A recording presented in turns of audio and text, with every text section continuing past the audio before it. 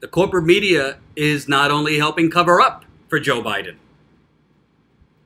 Corporate media is doing everything they can to alter reality when it comes to Elizabeth Warren.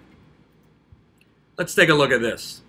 Biden continues to be the frontrunner, of course, and the two polls released yesterday show him significantly ahead, almost 2-1 among his nearest rival. And while Biden holds his lead in the polls, Senator Warren has been speaking to the growing crowds. Look at, nobody gets those crowds like she does. Biden certainly doesn't.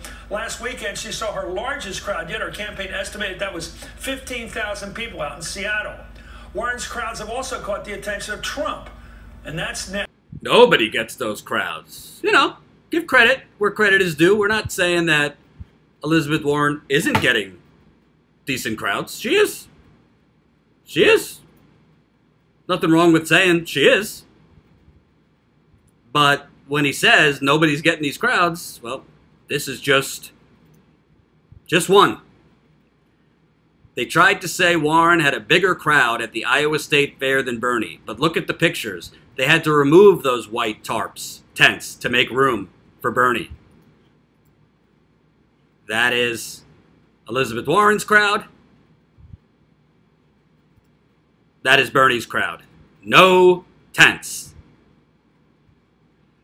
I guess Chris Matthews' producers just missed Bernie's crowd at the Iowa Fair. And by the way, Bernie Sanders' campaign, they're being careful.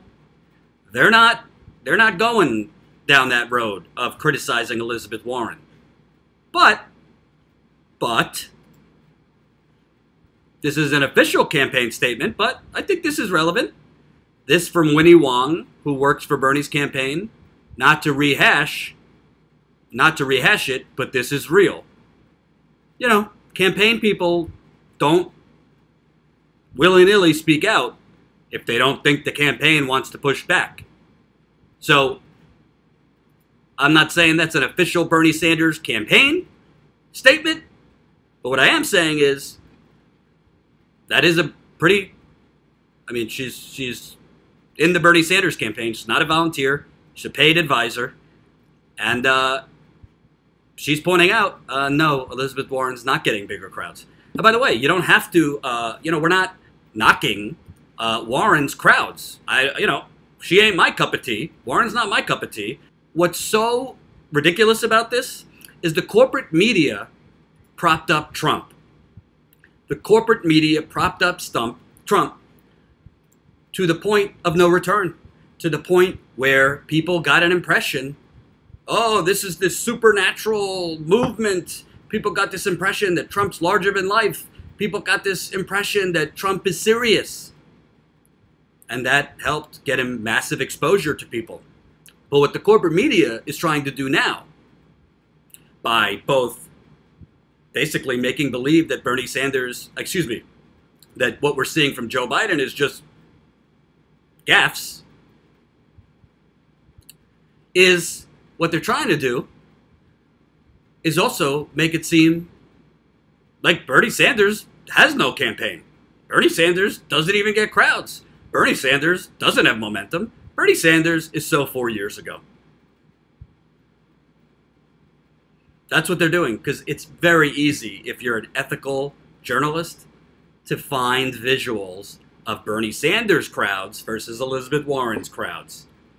But they're not doing that because they don't want to tell that story.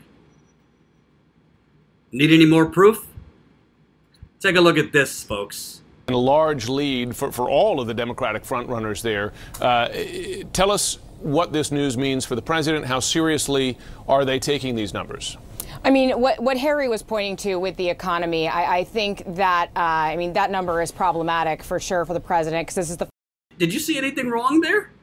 Did you see anything that looked a little out of sorts? I'll play it one more time for you.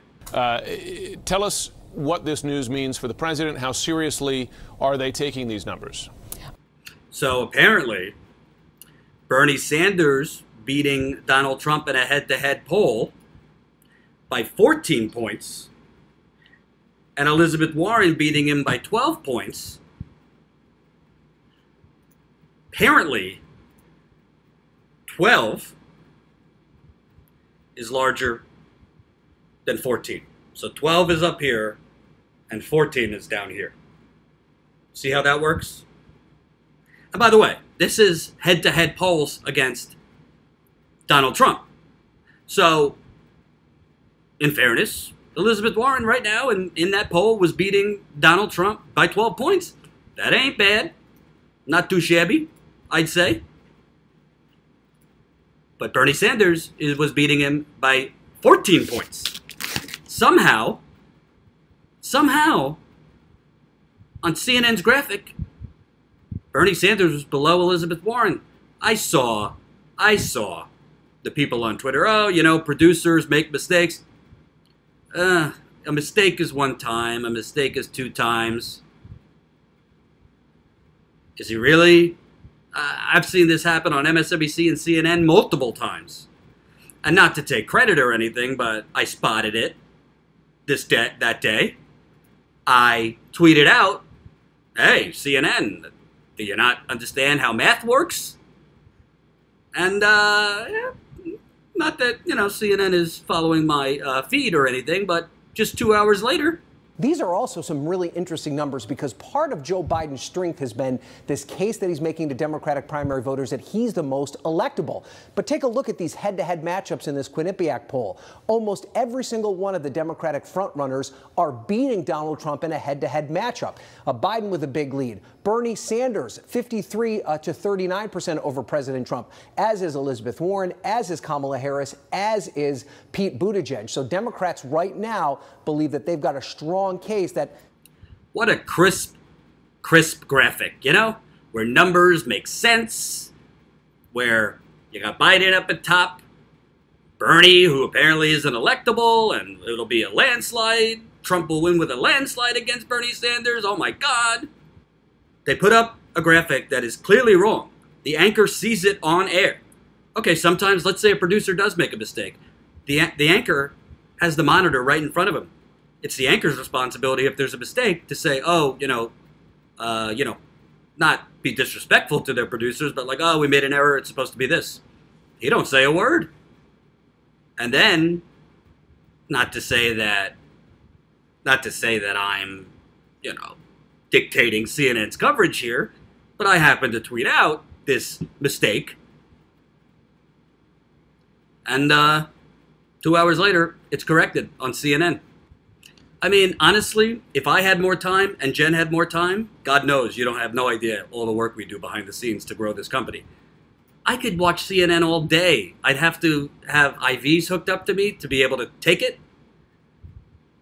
But I could find examples of this constantly on CNN, on MSNBC. Yes, purges off the voting rolls are important. Yes. Yes. Voter suppression, election fraud are important. But this is way more important because this is the day-to-day mental rigging and brainwashing these networks are doing. Noam Chomsky calls it manufacturing consent for a reason, folks.